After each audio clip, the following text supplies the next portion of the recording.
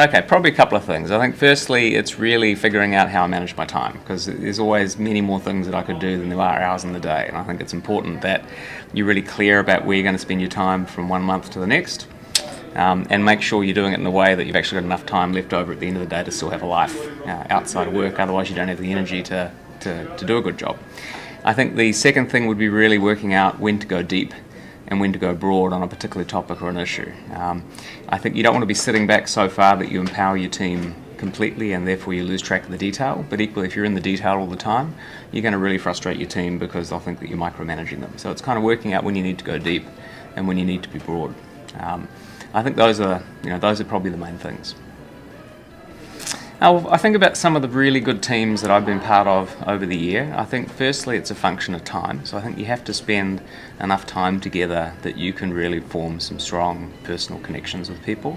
I think it helps if you've been through some sort of adversity or had some tough times as well as good times, because that's often when you really see, how people really are, when things aren't going as well as they'd like. It's important to have a whole range of different, I think, personalities and backgrounds and styles, so you don't have a whole bunch of sort of type A extroverts trying to work together. It usually doesn't turn out too good. And I think you need to be, ideally you get to a point where you've got a bunch of people that are comfortable in their own skin and they get relaxed with each other. Then you get some trust happening, and then you get some really powerful teaming. It's an interesting question because I think a lot of people have influenced my leadership style really just through the experiences that I've had as you go through your career.